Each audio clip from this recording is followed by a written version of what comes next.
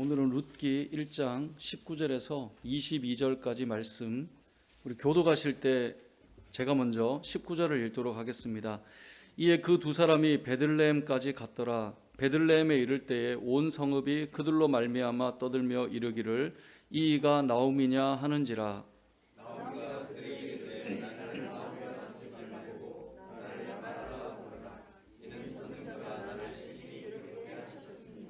내가 풍족하게 나갔더니 여호와께서 내게 비어 돌아오게 하셨느니라. 여호와께서 나를 징벌하셨고 전능자가 나를 괴롭게 하셨거늘 너희가 어찌 나를 나옴이라 부르느냐 하니라.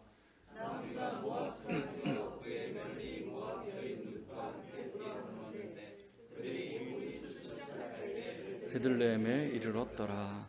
아멘. 오늘은 모압에서 베들레헴으로라는 제목으로 하나님 말씀 증거하겠습니다. 우리가 두 주에 걸쳐 이제 룻기를 좀 보았는데요. 나오미와 룻이 드디어 이제 모압에서 베들레헴에 도착했다라고 하는 것이 오늘 본문의 시작입니다. 그리고 이때 나오미를 본 사람들이 아니 이게 누구냐? 나오미 아니냐? 이렇게 얘기가 시작됩니다. 그리고 이때 나오미가 사람들에게 말하죠. 20절 말씀인데 나를 이제 나오미라 부르지 마라. 나를 그냥 마라라 불러라. 왜냐하면 전능자가 여호와께서 나를 괴롭게 하셨기 때문이다 라고 말하며 오늘 본문의 내용이 이제 시작됩니다. 자, 오늘 본문의 내용은 우리가 이제 1장 전체에서 1장의 이 서론의 마무리가 되는 내용인데요. 여러분 성경책에 보면 이 나오미가 고백했던 20절 내용에 나오미 앞에 혹시 괄호로 1 이렇게 돼 있나요? 네, 돼 있으면 무슨 뜻이라고 돼 있죠? 네, 희락이라고 돼 있죠. 희락.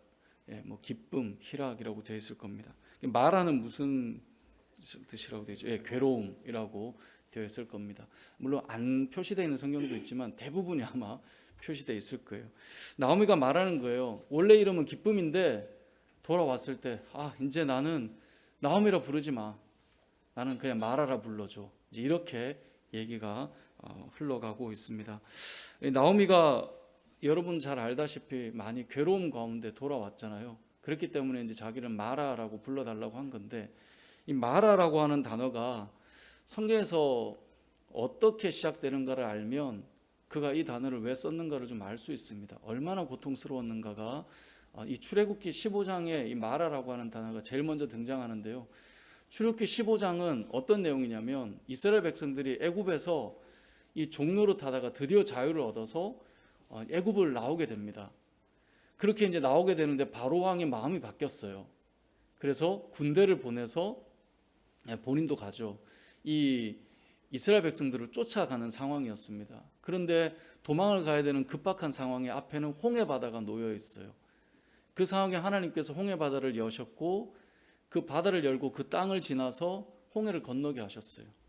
그래서 안전하게 홍해를 건너고 가나안으로 가게 되는 여정에 홍해를 건넜으니 얼마나 기뻤겠습니까? 그래서 이들이 다 찬양을 하고 하나님을 높이며 간증하고 고백하며 광야의 길로 들어간 거예요.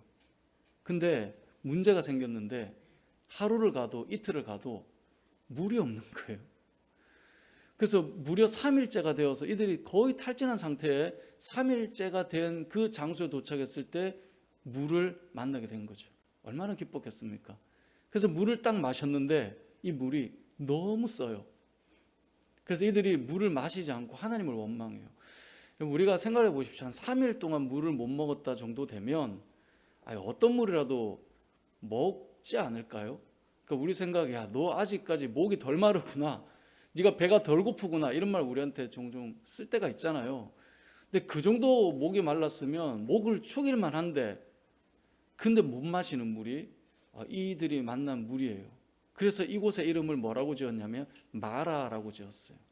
그러니까 마라의 괴로움은 3일 동안 탈수 현상이 일어나도 마실 수 없을 정도의 쓴맛이 바로 이 마라의 물이었어요. 나오미가 스스로에 대해서 나를 마라라 불러라 라고 하는 것은 그냥 좀 힘들었다는 이야기가 아니에요. 죽을 만큼 힘든 상황에 물을 만났는데 그 물조차 마실 수 없는 그 쓴맛을 그 인생 가운데 경험했다라고 말하고 싶은 겁니다.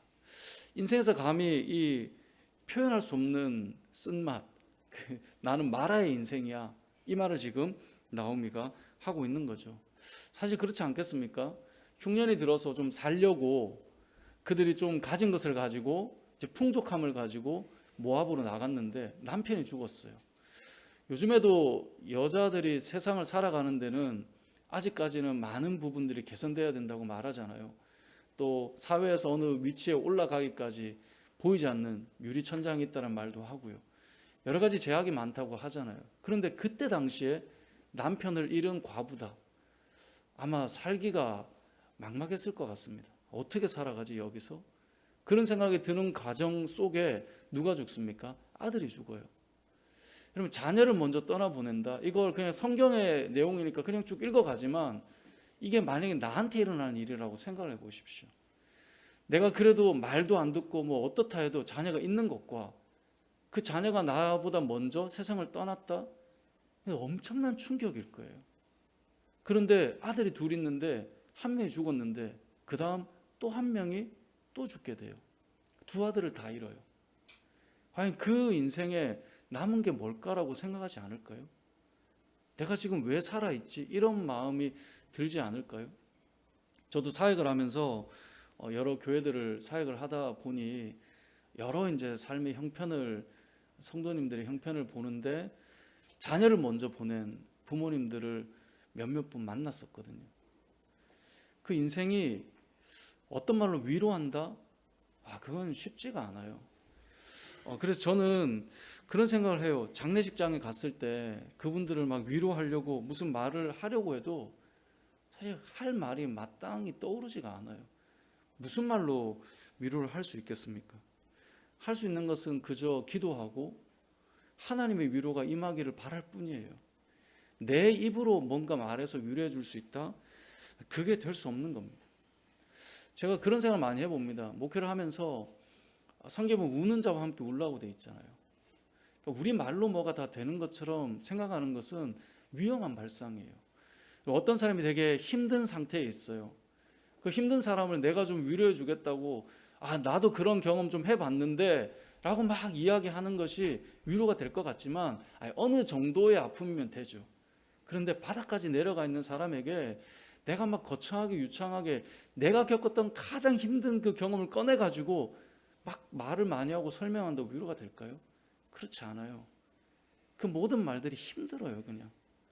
근데 이제 목회자나 또 교회에서 신앙생활을 좀 하신 분들이 가지고 있는 부담감이 뭐냐면 어려운 자를 만나면 뭔가 해줘야 될 것 같은 부담감이 있는 거죠.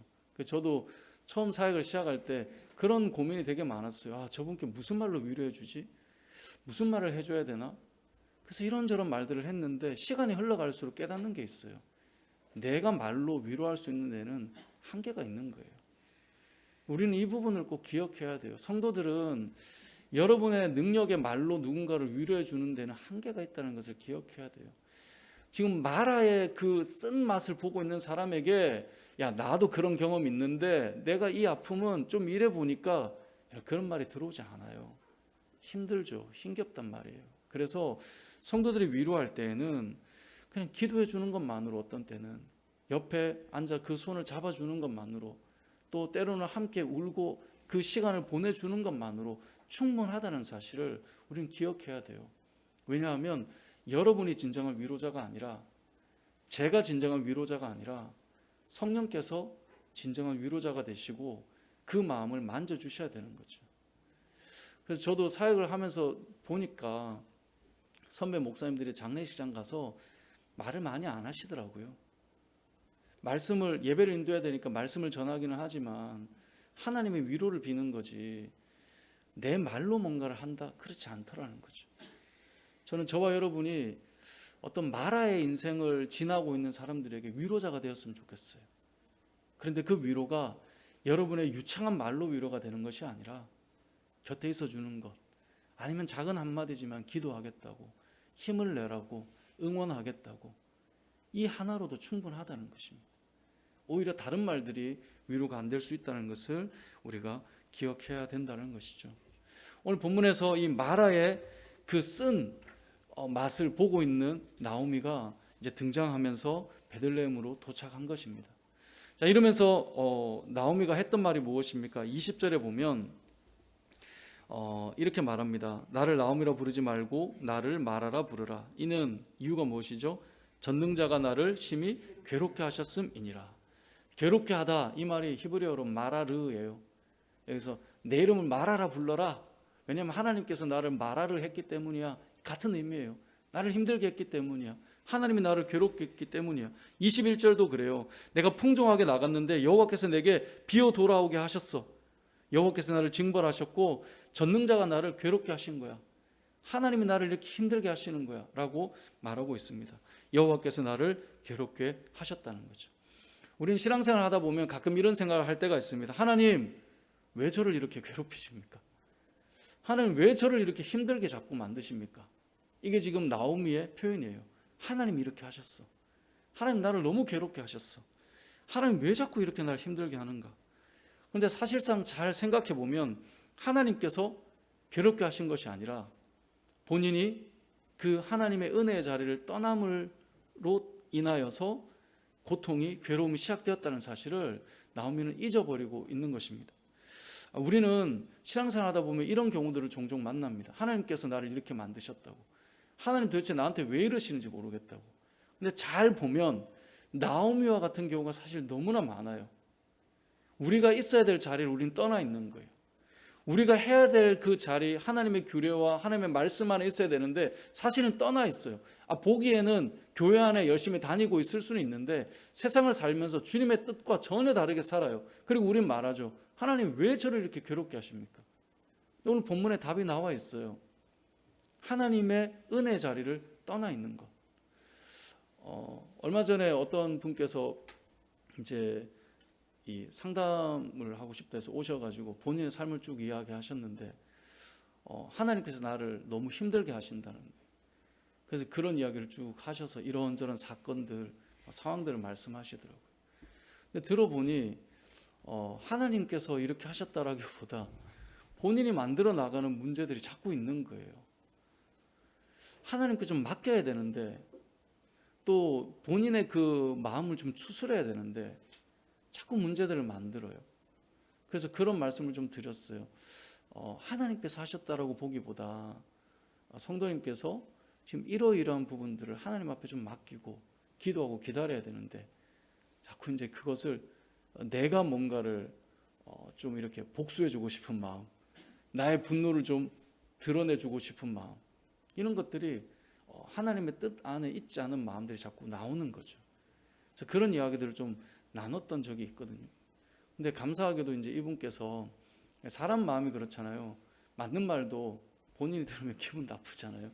근데 감사한 건 그래도 그런 것 같다라고 말씀하시면서 본인의 삶을 좀 하나님 앞에 맡기는 훈련을 해보겠다라고 말씀하시더라고요. 우리의 인생이 그럴 수 있습니다. 하나님이 괴롭게 하신 것이 아니라 하나님께서 허락하신 그 은혜의 자리를 우리는 늘 떠나 있는 삶을 살아갈 때가 많죠. 그러다 보니 어려움이 올 때 자꾸 나에게 문제를 찾는 것이 아니라 하나님께 원망을 던집니다. 사람들의 특징입니다. 사람은 자신에게는 좀 더 관대하고요, 타인에게는 좀 더 냉정합니다. 왜 그럴까 많이 생각해 봤는데 그런 생각을 해보게 됩니다. 자신에 대해서 관대한 이유는 자신이 왜 그렇게 하게 되었는지에 대한 일련의 과정을 누구보다 자기가 잘 알잖아요. 그러니까 풀 스토리를 자기는 가지고 있어요. 그러다 보니 이러이러해서 이럴 수밖에 없는 어떤 상황들을 자기는 다 가지고 있죠. 자신의 삶의 어떤 결정은. 근데 타인에 대해서는 그렇지 않아요. 타인에 대한 결정은 대부분 결과와 행동을 보고 우리가 판단을 한단 말이에요. 근데 만약에 그 사람의 이야기를 듣기 시작하면 우리 생각이 달라지죠. 그런 일이 있었구나. 이러이러해서 이렇구나. 그래서 그런 스토리를 가지고 있으면 좀 달라지겠죠. 근데 기본적으로 사람은 그게 없기 때문에 항상 자기한테 관대하고 타자의 문제를 많이 삼죠.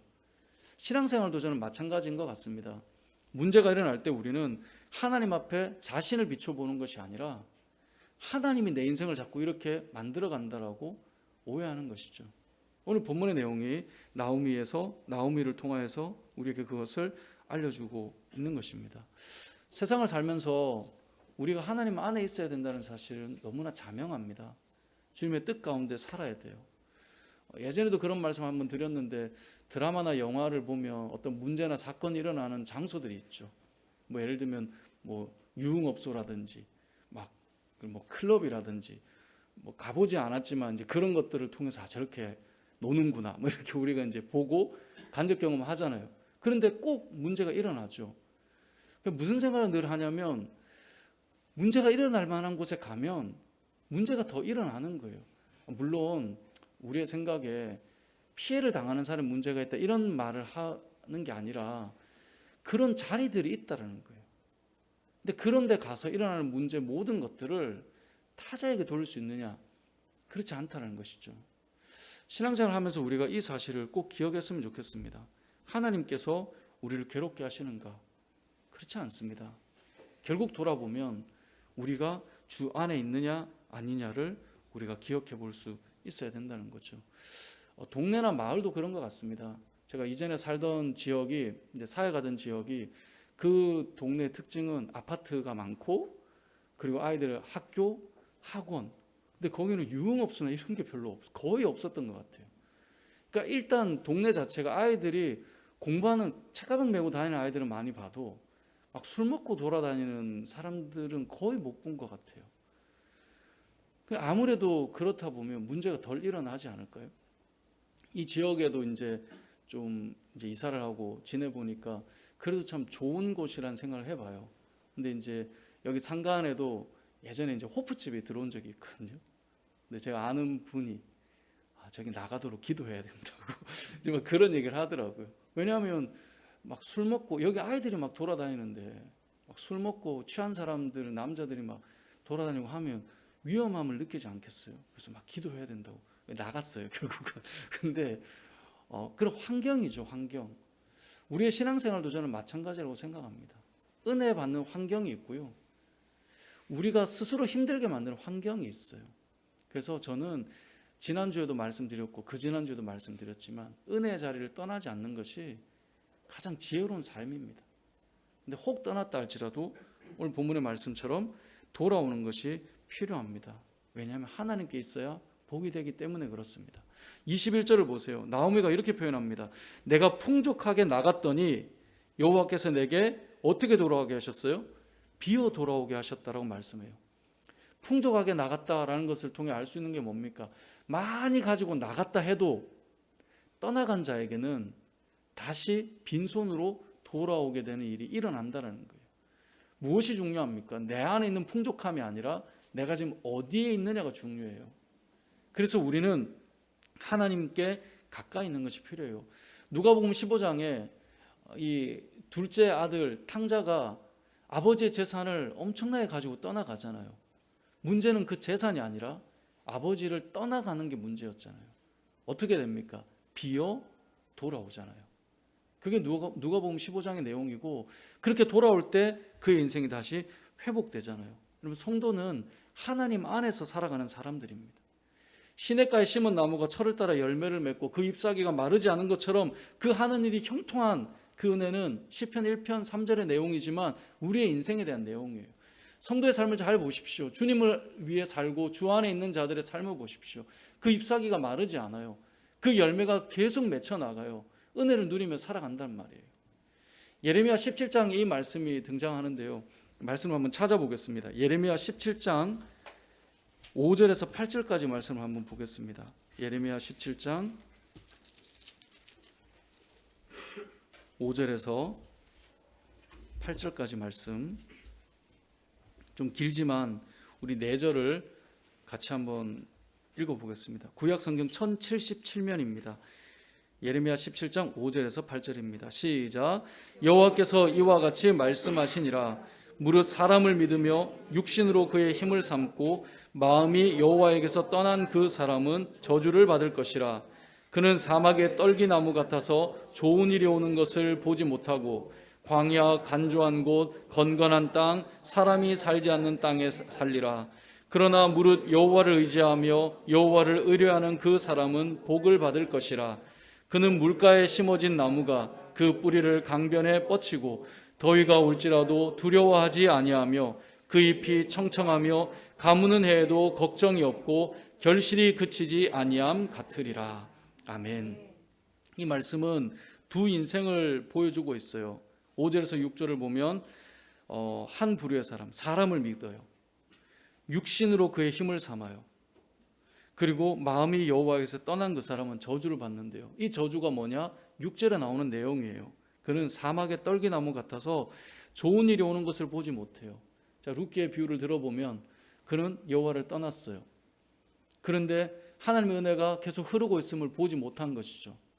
떠난 자는 경험하지 못해요. 그리고 광야, 간주한 곳, 건건한 땅, 사람이 살지 않는 땅에 살리라. 이건 뭐를 말할까요?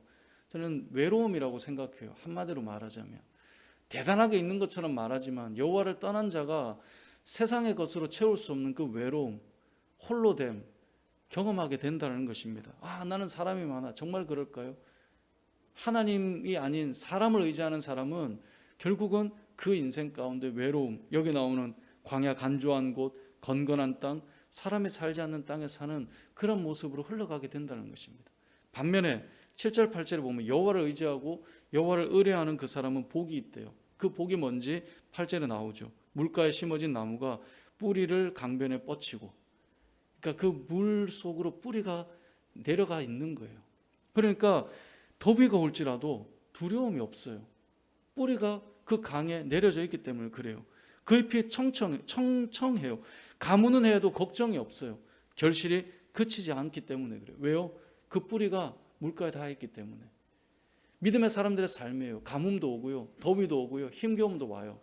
그런데 하나님께 뿌리를 내리고 있는 사람들은 그 잎사귀가 마르지 않고 그 열매가 계속해서 결실을 맺게 된다라고 말씀하고 있어요. 성경을 잘 보면 하나님을 떠나서 뭔가 풍족함으로 나갔다 해도 결국은 하나님께로 돌아올 때 결실이 다시 맺혀진다는 이야기가 하나님 말씀이 우리에게 주는 메시지예요. 오늘 우리가 보고 있는 룻기도 마찬가지입니다. 우리가 주의 은혜 자리에 있다는 것, 그것만으로 우리는 충분히 가뭄 가운데에서도 결실을 맺고 잎사귀가 마르지 않는 인생이 된다는 것입니다. 사랑하는 성도 여러분, 여러분의 인생 가운데 혹시 가물어감을 느낀다거나 메마름을 느낀다거나 인생의 외로움을 느낀다거나 힘듦을 느낀다거나 그렇다면 생각해 보십시오. 내가 하나님께로 갈 때가 됐나? 내가 주께로 더 나아가는 시간을 가지고 있는가? 우리가 기도의 자리로 나아가면, 우리가 말씀이 있는 자리로 나아가면, 우리가 하나님께 가까이 나아가면 반드시 우리의 인생은 다시 채워지기 시작합니다. 주님께서 부으시고 채우시는 은혜들을 경험하게 됩니다. 우리의 인생은 하나님께로 그래서 날마다 나아가는 자가 되어야 된다는 것입니다.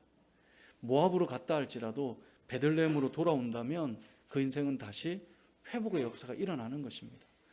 그래서 저는 이제 우리가 올 한 해를 마무리하고 새로운 한 해를 맞이하는데 더 우리가 하나님의 말씀 안으로, 더 기도하는 자리로, 하나님의 은혜의 그 시간의 자리로 우리의 시간과 마음을 모으는 그런 방향으로 갔으면 좋겠습니다. 이 땅의 교회들을 잘 보십시오. 이 땅의 수많은 믿음의 사람들을 보십시오. 주님을 위해 얼마나 헌신하고 주님을 위해 얼마나 기꺼이 많은 것들을 드리며 또 하나님의 그 삶, 하나님 앞에 우리의 삶을 드리며 시간을 드리며 살아왔습니까? 마르지 않는 삶을 그런데도 살아왔어요. 그런데 계산하고 생각하고 그렇게 가는 삶 속에 오히려 더 풍성함이 있느냐? 그렇지 않음을 우리는 더 많이 느낀다는 거예요. 하나님 앞에 여러분 이제 새로운 한 해를 또 준비하면서 12월이잖아요. 더 말씀으로 들어가고 더 기도하는 시간들을, 하나님께로 나아가는 시간들을 사모하며 나아갔으면 좋겠습니다. 뿌리를 하나님께 내리면 하나님께서 마르지 않게 하십니다. 뿌리를 하나님께 내리면 하나님께서 결실을 맺게 하십니다. 저와 여러분은 그 하나님께 나아가는 자가 되어야 한다는 것입니다. 오늘 본문은 그렇게 돌아가는 이야기입니다. 그래서 19절에 보면 이에 그 두 사람이 베들레헴까지 갔더라라고 되어 있어요. 베들레헴은 공간적인 개념이기도 하지만 하나님께서 약속하신 약속의 땅이기도 합니다. 그러니까 한 지역으로 보기보다 하나님께서 베푸르실 은혜가 있는 곳으로 생각하면 됩니다. 그렇게 두 사람이 갔어요. 저는 근데 오늘 19절 말씀이 너무너무 중요하다고 보거든요. 보세요. 두 사람이 베들레헴에 갔어요. 이 두 사람은 누구예요? 룻과 나오미. 그죠? 나오미와 룻입니다. 나오미와 룻이 베들레헴으로 갔는데 잘 생각해 보면 나오미와 룻은 어떤 중간 매개체가 없으면 함께 걸어갈 사람은 아니에요. 그죠? 중간 매개체는 누구예요? 나오미에게는 아들이고 룻에게는 남편이죠. 그죠? 그 남편 때문에, 아들 때문에 두 사람이 연결이 된 거예요. 그래서 이 사람들이 베들레헴으로 가는데, 놀랍게도 오늘 본문에는 중간 매개체가 된 아들이요 남편은 없어요. 그런데 지금 베들레헴으로 함께 가고 있어요. 그러면 이들의 중간 매개체는 지금 이들의 관계를 연결시키고 있는 것은 무엇으로 바뀐 것일까요? 남편이 사라졌는데, 아들이 죽고 없는데 이 두 사람이 함께 베들레헴으로 가는 것은 무엇 때문일까요? 이 안에 아들이 아니라 남편이 아니라 하나님을 믿는 신앙이 이들을 엮고 가게 했다라는 것을 우리는 기억할 필요가 있습니다. 이게 무슨 말이냐면, 출발은 아들 때문에 며느리를 맞이해서 알게 됐어요. 출발은 이 남자 때문에 시어머니를 알게 됐어요. 그런데 우리가 지난주에 본문에 봐서 알겠지만, 나오미는 룻을 데리고 가지만 룻의 무엇을 본 겁니까? 나오미를 의지하는 것이 아니에요. 룻의 고백을 보면 어머니의 하나님이 나의 하나님이 된다였어요. 어머니의 신앙이 나의 신앙이 된다는 것이었어요. 어머니가 믿고 가는 그 약속을 나도 바라보고 간다, 이것이었어요. 그러니까 이 매개체가 무엇이냐면, 사람 때문에 연결된 것 같지만 결국은 베들레헴까지 갈 수 있는 것은 룻도 하나님을 믿는 믿음의 중간 매개체가 같이 형성되어 있기 때문에 길을 가는 거예요. 저는 교회도 동일하다고 생각합니다. 교회를 잘 생각해 보세요. 어떤 사람이 전도를 했습니다. 교회를 나오게 됐습니다. 그 사람 때문에 교회에 정착할 수 있겠죠. 왜냐하면 돌봐주고 챙겨주고 하니까요. 하지만 그 사람이 없으면 어떻게 될까요? 만약에 그 사람 때문이라면 그 사람이 없는 순간 내가 있는 자리가 불편하거나 어려워지거나 힘들어질 것입니다. 하지만 만약에 그 사람이 없음에도 불구하고 내가 그 자리에 있다는 것은 무엇을 의미할까요? 그곳에 계신 하나님을, 그 사람이 믿었던 하나님을, 그분이 가졌던 그 신앙을 나도 가지고 공동체 안에서 걸어가고 있으면 그 걸음이 베들레헴까지 함께 가지는 거예요. 신앙생활은 이런 거라고 생각합니다. 처음 출발은 어떤 매개체가 있습니다. 사람일 수도 있고 환경일 수도 있고 프로그램일 수도 있고 어떤 조건일 수 있습니다. 하지만 믿음의 길을 걸어가는데 그것이 끝까지 작용할 수 있는 것이 아니라, 그것이 빠졌음에도 걸어갈 수 있는 이유는 함께 바라보는 믿음과 함께 바라보는 약속의 땅이 있을 때 그것이 가능하다는 거예요. 그래서 신앙 공동체는, 저와 여러분은 누구를 의지해서 그 사람과 가는 게 아니에요. 하나님을 바라보고 함께 걸어가는 것이 신앙생활입니다. 어떤 사람과 함께 출발했다 할지라도 그 사람 때문이 아니라 바로 하나님을 바라보고 걸어가는 것, 그렇게 해서 베들레헴까지 걸어갔다라고 하는 것을 우리가 기억할 필요가 있습니다. 저와 여러분의 신앙은 출발은 되게 귀하게 만들어준 사람들이 있지만 그분의 하나님을 여러분이 만나야 되고, 그분이 믿는 그 약속의 그 땅을 우리도 바라보아야 하고, 그래서 이 룻이 고백했던 그 고백은 사실은 나오미를 따라가는 효가 아니라 나오미의 믿음을 그도 받아들이고 따라가는 고백임을 알 수 있는 거예요. 어머니의 백성이 나의 백성이 되고요, 어머니의 하나님이 나의 하나님이 되는 거예요. 어머니의 그 믿음이 나도 그 믿음 가지고 이제 살겠다, 이렇게 고백될 때 베들레헴까지 가게 될 수 있다는 것이죠. 자, 그렇게 갔을 때 또 하나 베들레헴에서 이들을 맞이하는 자들의 모습을 우리는 기억할 필요가 있습니다. 교회 공동체로 생각해 본다면 보세요. 두 사람이 돌아왔을 때 19절 중반에 보면 이렇게 되어 있습니다. 이를 때에, 베들레헴에 이를 때 도착했단 말이죠. 온 성읍이 그들로 말미암아 떠들며. 온 성읍이 떠들었다는 것은 뭘 말할까요? 엘리멜렉과 나오미는 그 성읍의 나름 유력자였을 거예요. 그러니까 풍족하게 가지고 떠났겠죠. 가면 안 될 사람이 떠난 거예요. 근데 온 성읍이 떠들썩할 정도로 그만큼 잘 알았다는 것이고 말이 많았다는 거겠죠. 그러니까 나오미 입장에는 들을 말이 힘든 거예요. 그래서 이제 나오미를 하지 말고 말하라 해라. 그리고 이제 이 말이 끝인 매듭이 지어지는데, 떠들썩할 정도로 말하면서 10수년 만에 왔음에도 불구하고 알 정도면 얼마나 그들에 대해서 사람들의 관심이 높은 사람이었겠습니까? 근데 이 사람이 나오미냐? 야, 나오미가 왔어. 막 다 말하고 있는 거예요. 교회 공동체는 어디나 마찬가지예요. 신앙생활 하다 보면 늘 묵묵히 자리를 지키는 분들도 있지만 때로는 여러 우여곡절을 경험하며 또 시간을 밖에서 보내다가 돌아오기도 하고 여러 과정들을 겪기도 해요. 그때 베들레헴에 있던 사람들, 공동체 안에 있던 사람들이 주의해야 될 것이 온 성읍이 떠들썩할 정도로 그렇게 하는 부분은 지혜롭지 않다라고 생각합니다. 그냥 맞이해주면 됩니다. 그냥 환영해주면 되고요. 잘 왔다고 하면 돼요. 여기에 지난 이야기들을 꺼낼 것들이 없는 거죠. 지난 허물들, 아픔들, 눈물들을 다시 이야기하기 시작하면 힘들어요. 잘 생각해보면 그런 것 같아요. 어디든지요, 돌아갈 때는 용기가 필요해요. 왜냐하면 맞이할 사람들이 있기 때문에 그래요. 그래서 돌아가는 건 쉬운 일이 아니에요. 베들레헴으로 돌아간다? 유력한 자가 다시 돌아온다? 쉬운 일이 아니에요. 왜냐하면 신앙으로 마음의 결심을 해도 베들레헴 옆으로 가자. 이게 오히려 우리의 마음이 편할 수 있는 거지 굳이 베들레헴으로 또 돌아간다는 것은 쉬운 일이 아니죠. 그런데 그렇게 간 사람들이 쉽지 않은 이유는 온 성읍이 떠들썩하기 때문에 그럴 수도 있다는 것입니다. 그래서 저는 우리 교회 공동체가 아니면 교회가 아니라 어느 자리에 여러분이 있다 할지라도 혹 돌아오는 자들을 맞이하는 곳이 교회든 가정에서 나갔다 들어오면 안 되죠. 여러분이 모여있는 어떤 모임이든 어느 자리든 돌아오는 자가 그 맞이하는 자로 인해서 힘겹지 않도록 하는 것이 믿음의 공동체의 지혜라고 생각합니다.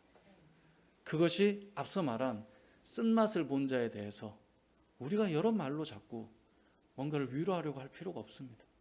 우리는 그냥 맞이하고 기뻐하고 함께 묵묵히 또 그 길들을 가는 것, 그것이 가장 중요하다라는 것이죠. 자, 그렇게 돌아왔을 때 어떤 일이 일어나는가? 22절을 읽고 말씀을 맺겠습니다. 시작. 나오미가 모압 지방에서 그의 며느리 모압 여인 룻과 함께 돌아왔는데 그들이 보리 추수 시작할 때 베들레헴에 이르렀더라. 아멘. 자, 나오미가 모압 지방에서 그의 며느리 모압 여인 룻과 함께 돌아왔는데 그때가 언제입니까? 보리 추수 시작할 때에 베들레헴에 이르렀다라고 되어 있습니다. 결국은 이렇게 돌아와 보니 그때 하나님의 은혜가 그 땅에 시작되고 있음을 누구도 보고 있습니까? 나오미도 룻도 보고 있는 거예요. 추수를 시작할 때니 얼마나 그 들판이 그 곡식으로 가득 채워져 있겠습니까? 그것을 이들이 보고 거두기를 시작하는 이야기가 이제 2장부터 시작됩니다. 돌아오는 자들에게, 주님께로 다시 돌아간 자들에게, 주님께로 다시 나아가는 자들에게 하나님께서는 다시 하나님의 은혜가 무엇인가를 보여주기 시작한다라고 하는 것을 우리는 기억할 필요가 있습니다. 모든 것을 잃어버리고 빈 상태가 되었다 할지라도 하나님께로 나아가기 시작하면 무엇을 보게 됩니까? 추수할 것이 있음을 보게 된다라고 오늘 본문은 말씀하고 있습니다.